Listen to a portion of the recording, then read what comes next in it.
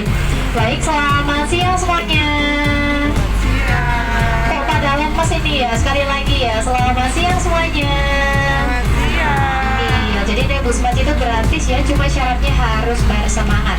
Sebelumnya perkenalkan kami dari kru Macito. Di sini ada saya Elsa, di samping saya ada Mas Indra selaku driver kita yang akan menemani perjalanan kita untuk berkeliling Kota Malang bersama Bus Macito.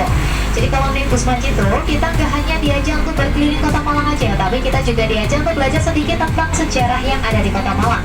Jadi saya harapkan Busma tidak mengantuk atau tidak tertidur ya, karena sayang banget nih Bus Macito mengantuk atau tertidur. Sekarang kita melewati kawasan Ijen Boulevard. Ijen sendiri ini berasal dari nama gunung yang ada di Pulau Jawa. Sedangkan Boulevardnya sendiri ini berasal dari bahasa Belanda yang artinya adalah besar. Jadi Ijen Boulevard adalah Jalan Besar Ijen.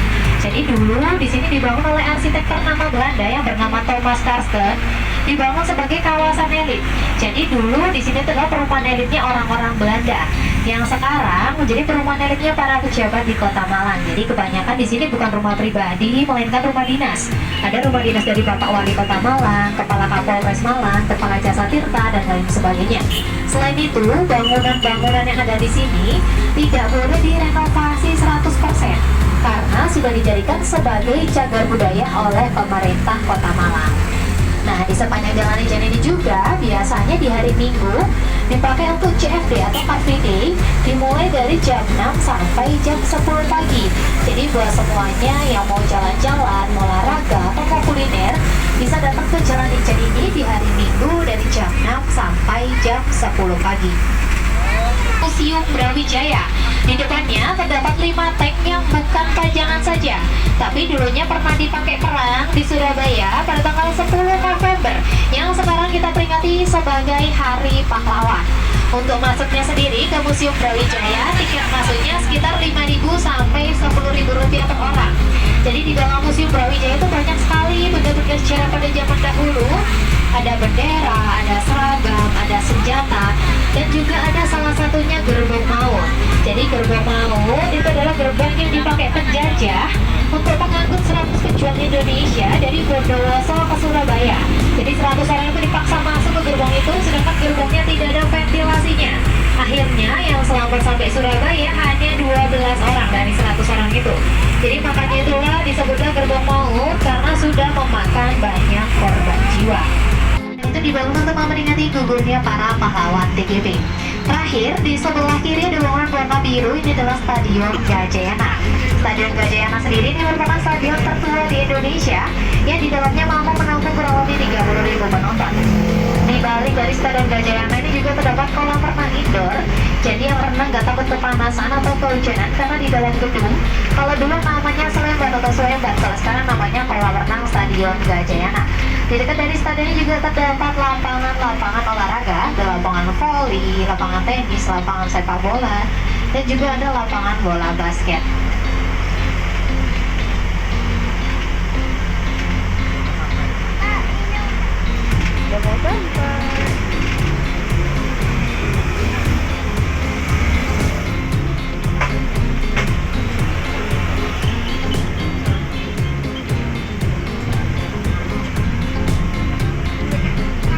Macito, kami ucapkan terima kasih atas antusiasnya dalam menaiki bus Macito. Mohon maaf bila ada kata-kata atau perbuatan yang kurang menyenangkan.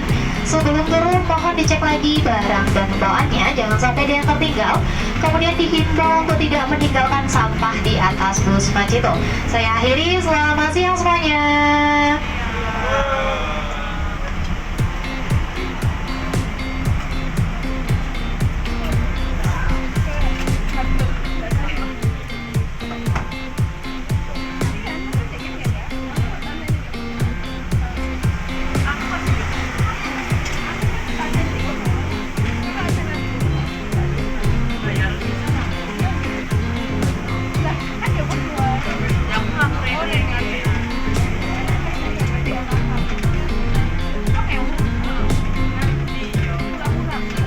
Sebelah kanan kita ada Cafe Lafayette. Ini dulunya adalah perusahaan penukaran uang asing namanya PT Raja Bali, sehingga persimpangan tadi disebut juga dengan Simpang Raja Bali. Jembatan ini bisa disebut kembar dengan jembatan yang ada di Jalan Majapahit dekatnya Pasar Sepelitir yang nanti kita juga akan melewatinya.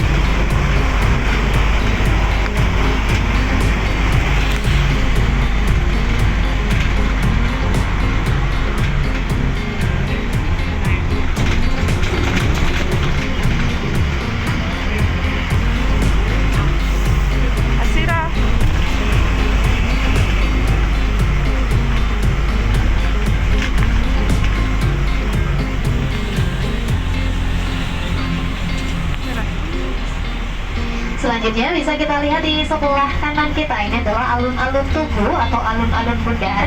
Jadi kemudian 1 tahun setelah kemerdekaan barulah dibangun sebuah tugu yang diresmikan oleh presiden pertama kita, yaitu Bapak Y. Soekarno pada tahun 1953. Tugu ini berbentuk seperti bambu runcing yang menjadi simbol senjata bangsa Indonesia.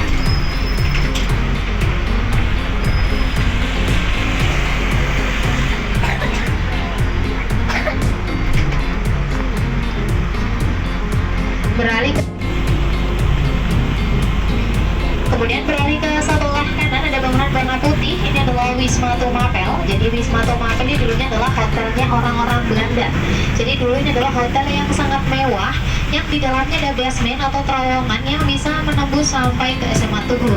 Cuma sayang sekarang sudah ditutup, sudah dicor, tidak bisa diakses lagi. Jembatan yang sekarang kita lewatin ini adalah jembatan yang sama seperti yang saya bilang di Jalan Kahuripan tadi.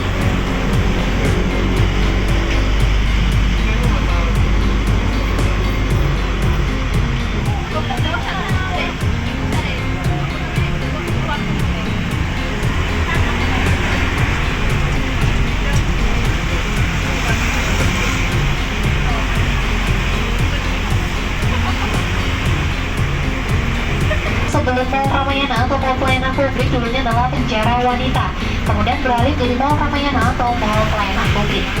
Jadi buat warga Malang yang ingin ngurus surat-surat seperti KTP, SIM, BPJS atau mau bayar pajak bisa di lantai 3-nya Mall Ramayana. Selanjutnya di sebelah kiri kita ini adalah alun-alun Kota Malang. Jadi Malang ini punya 2 alun-alun. Tadi kita sudah melewati alun-alun Tugu, yang ini adalah alun-alun Kota Malang yang terletak di Jalan Merdeka. Jadi di sini sudah difasilitasi dengan taman bermainnya, ada tempat buat duduk santai menikmati suasana Kota Malang, dan juga ada air mancurnya yang sewaktu-waktu bisa menyala.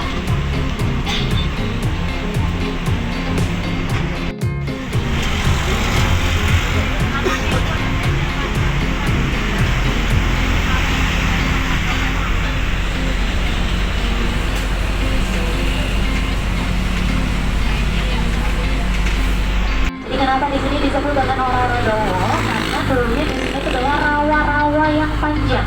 Kemudian karena penduduk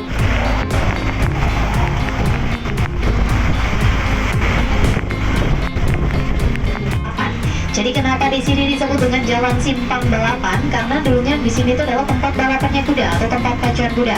Di sebelah kanan kita di tengah taman juga terdapat monumen patung pahlawan asli Malang, asli Sumber Manjing Kulon. Beliau bernama Pahlawan Hamid Rusdi. Jadi namanya juga disematkan di nama jalan dan nama terminal di Kota Malang. Selain itu, beliau bahasa walikannya Malang. Tahu bahasa walikan Malang nggak?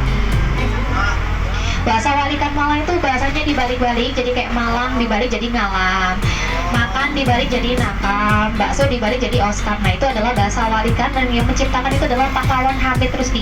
Jadi bahasa walikan Malang ini bukan bahasa gaulnya Malang, tapi dulunya adalah strategi untuk mengelabui kolonial Belanda. Karena pada masa itu sebagian kolonial Belanda sudah paham bahasa Indonesia.